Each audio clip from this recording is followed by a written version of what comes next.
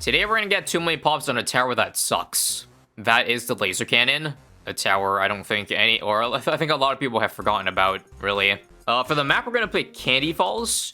Just because I want to pick a map that, one, has space for towers, support towers that, you know, can be put very far away and won't pop balloons, like this top right corner. And I guess I'm thinking putting the dartling gun here. Has some nice straightaways that overlap a lot of the track. So yeah, just to refresh on the 2 million pops challenge, there are 2.04 million pops in Chimps mode total, so only 40,000 go into the towers. I have to start with this up though, just because I can't afford dartling, obviously. I think at minimum, probably have to buy like a twin guns just to make it out of here. Again, usually sub is good for 2 million pops for if you want pops on other towers, because you just submerge it, and it won't take pops anymore. All right, 920. As I was saying, pretty much right over here, and we should try to get it, or get the sub to get as little pops as possible from now on. Now, I know this is a very easy map, but we need to go over on a very easy map if we want to succeed with the laser cannon of all things. Again, I personally just think it's not a good upgrade. It's not good with buffs. It's not even good as a standalone tower. It just pretty much has too many weaknesses and no strengths, if you ask me. No lead, no purple popping, and not a whole lot of pierce either. So I don't really know what it's good for. Hang on, real quick, let me just throw Geraldo right here. I did not even realize this was a spot in Candy Falls that you could put a tower that far in. The most hidden placement of all time, folks. What's crazy to me is that you've probably known that Ninja Kiwi has given buffs to so many towers, but the laser cannon has gotten very few of them. It's one of the few towers that haven't been affected by a power creep, but honestly, I think it should be. OGs remember the days back in BT5 where it was actually good. Or rather, I remember in BTD battles, like laser cannon was so meta. It was how you beat round 13 Rigor Rainbow Rushes. Literally put it on a straight line and it just destroys everything. Also, I'm doing, or I guess I'll rush 220 ASAP. One in pop camo on 24. And I think after I get 220 Dartling, I'm gonna rush Alpluff because right now this thing only has 1 pierce. With laser cannon, you get more pierce, but that's still half the amount of money to spend on for just a little more pierce. So again, lead popping is covered simply by buying AMD, which I can't afford, right? Yep, just $100 over. Once I get the Alpluff on this thing, it'll be so much stronger. It'll be doing more than 1 pierce. All right, there's Berserker Rune. Now we should be having an easier time, hopefully, with pretty much double the pierce on every single attack, and more damage too. So even though the darts are 1 damage, 1 pierce, it technically is 2 damage because of the laser shock. Everything that hits while it's laser gets an extra damage, which means laser cannon, I think, gets +1 base damage. Actually does 3 damage. 3 damage and I believe 6 pierce essentially, which is, well, not great. I wonder when I should get laser cannon. Probably after around 48 purples. I think by the next purple round, I think it's around 62. I could probably get a MIB by then, and then we'll be fine. I think I'll also do this. Yeah, stronger stim first before anything else. It's such a good buff. It gives us a gargantuan amount of pierce, and also it makes us that we don't really run out of Alpluff shots, or at least it runs out slower. Dartling uses up so quickly because it's super fast attack speed. So even a 400 doesn't have full uptime. It's like 70%. In that case, it might be worth doing a 420 Alp, but I don't want to cross path just in case things get close to the end. Then your Alp would be doing maybe a little too much damage. We'll see, we'll see. Maybe I just want to get 420 for the lead popping. Oh my god. It's so bad. Yeah, I forgot about purples. Leads are actually our biggest enemy right now. We might actually have the Alchemist attack in order to beat this part here. Yep. Come on. Alright, 1 lead now. Attaboy, that was tight. I think I will save money. Or save pops and submerge this now. Sure. Round 40 time. I think we'll be fine with just this 220 solo. Watch. Look at that pierce go. It's not bad when you outbuff it. It wouldn't be a 2 million pops challenge without this, by the way. So there's my double discount. There's my jungle drums. And again, after in 5 rounds from now, I will upgrade to laser cannon. But for now, just gotta survive the mid game. So this is the purple round I'm talking about. Now that it's gone, let's finally get that 3k upgrade. And obviously it's an upgrade to 220. So I figure we won't really have much issue against mid game most likely. I think next I'll probably just get overclock. How high can I fit it? Maybe I should have put it where Geraldo is because it has a bigger range. I'm probably better off stuffing that in the corner instead of a lower range Geraldo, but that's fine. Damn, these fortified leads have got hands. So, should I just honestly get a mid right now? Kind of annoyed at these guys here. We'll pop them eventually, guys, right? If not, the laser cannon, then the foam will get it. And I think the foam gets it here. Yep. Okay, so you're probably thinking, if I can't use sharpening stone on laser cannon, what's the point of Geraldo? Well, you know, it's what I have hover right now. The hot sauce. I'm not going to use it right now because obviously a laser cannon's good. But I don't think it has enough firepower on its own come the 90s, which is why I need help with that hot sauce. Not to mention, the creepy idols are really helpful. And there's not really any other really great heroes in terms of supporting the dartling gun in this challenge. Hence, dread it, run from it. Geraldo is almost always the one to choose. Yep, Camelot time means it's MIP time. And eventually called arms at some point, but not right now. I actually want to go for a glue storm. I know this thing I said earlier is 3 damage for if you add out buff. But permanent 2 is still good when it only is 3/4 damage, right? That's like a pretty much permanent 60, 70, 50% buff. I know I'm all over the place with those percentages, but it's something along the lines of that when glue storm is active. Obviously, it's rich to assume a like 7k tower can solo all 100 rounds of Chimps mode, but if you compare the laser cannon to just other towers around its price point, that is why I say, or at least I don't think it's very strong. Say, just take an overdrive for example. Obviously, it's a tower that benefits a lot from a buff. Same with like a destroyer. So it eventually ends up being that those become way stronger when you give it all the buffs. Here's 63 also. Shouldn't be an issue, right? Definitely not with the 6+ pierce. Actually, maybe a little bit. I have to do some light micro. Yeah, so right under double discount. Notice this time I'm not going for prime entering. I think I actually need the money in terms of this challenge. Because I also want to go... This is really expensive. But I'd love to try to rush a homeland. Just because late game, I don't think there's enough pierce on this thing. I kind of need the double pierce and double attack speed that this buff provides. Alright, glue storm. Now we can basically just keep it on or use it off cooldown. So to do exact math, it's a 50% damage increase without buff, 67% increase without buff and AMD. I want to make sure I don't crit a rigor farm on 76, so here's what I'll do. I'll glue storm first, and then shoot the laser in. Hopefully it doesn't cause a farm. Not with the 6 damage, it won't. Nice. Cleared it first try. I have to be very careful this round, not to target the dartling in the wrong place.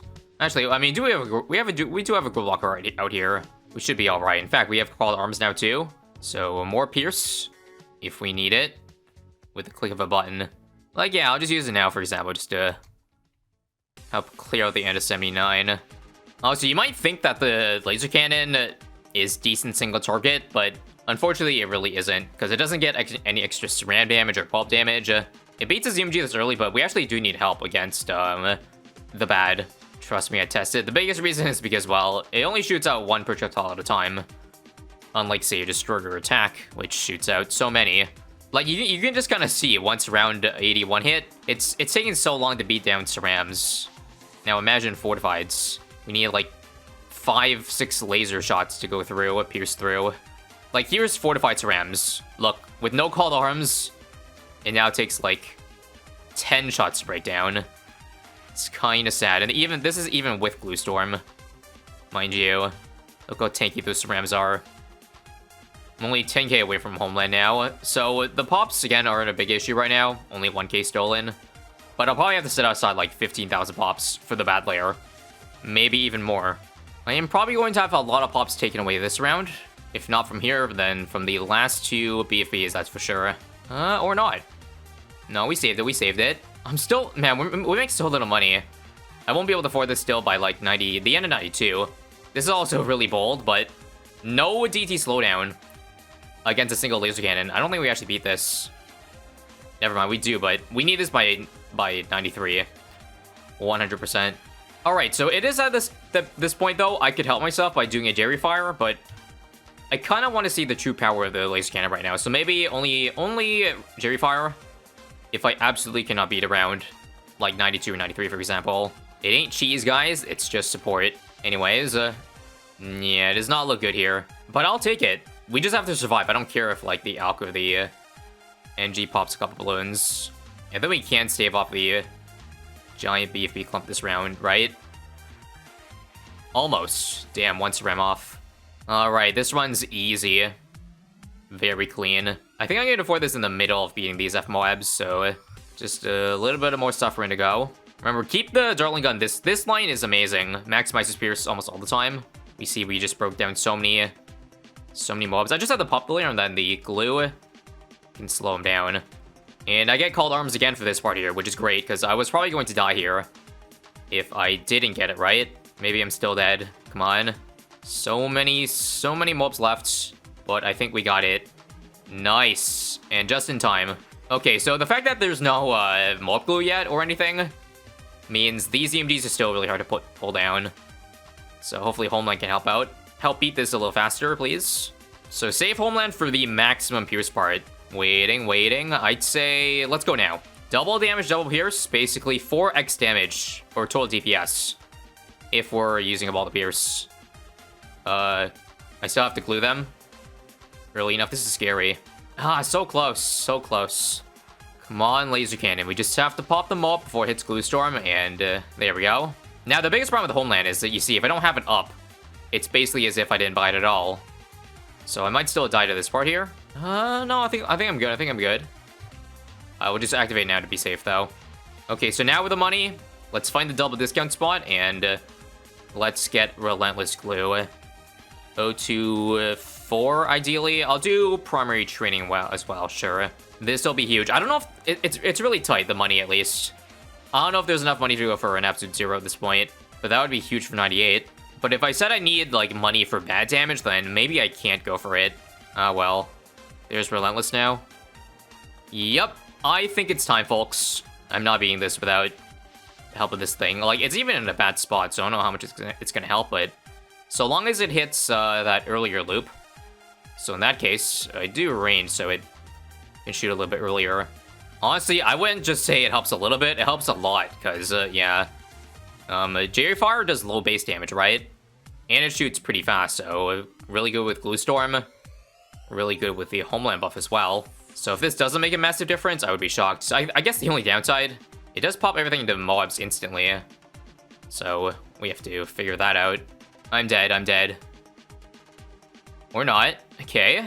And we got Homeland up for the end of 94. Now, I need to make sure I have it for 95. I should be fine, though. There's a long cooldown. But damn, this do be tough. I guess if I can't go absolute 0, I could still do some Sabos or Snowstorm. A combo of both, maybe. But finally, even the Jerry Fire wasn't trivial. Probably because, again, the placement of the fire. Also, I'm going to try to beat 96 without spending money, because I want the most amount of options available on 98. Depending on if I want Sabos or something else to help me get through that round. So if you could, please, hoard up as much money the next 2 rounds here. Would be nice. I think I'll use the Homeland here early. But make sure not to pop all of them at once. Otherwise, we're screwed. Yeah, without Homeland, it's so bad. So we have to, like, make sure we only pop, like, 1 mob at a time. Kind of like this. Homeland now for a giant burst. There we go. And don't pop anything here. Don't pop anything here. Now we just stall everything for this part here. Maybe this is a little bit too tight, actually. No, it's good. It's good. All right. Burst this down. And 96 should be complete right about now. Right? Come on. Come on. 1 pink balloon. So here's what you want to do. Keep them nice and healthy, or rather low HP, but don't pop them to mobs yet. And then burst down the damage now. Go. Should be a clean 96 now, right? There we go. Yeah, not a lot of money to work with. I think we'll be fine with the absolute 0. Trust. Yeah, the Glue Storm and the Relentless actually kind of override each other. Look, this Relentless is actually not slowing down the ZMG. Whoopsies. But that one is, interestingly enough. Funny how that works. Hold up, if we can't slow this down, then we actually might die. Alright. Burst down, please. This is gonna be close. How do I beat this part here without Homeland? All right, let's try to pop 2 at a time here. Nah, I'm dead. All right, burst it down now, please. I used it very early, homeland very early. I'm gonna beat this, but did I beat it too quickly? That's the problem. Let's just let Jerry Fire deal with it, so I stall the round as long as possible.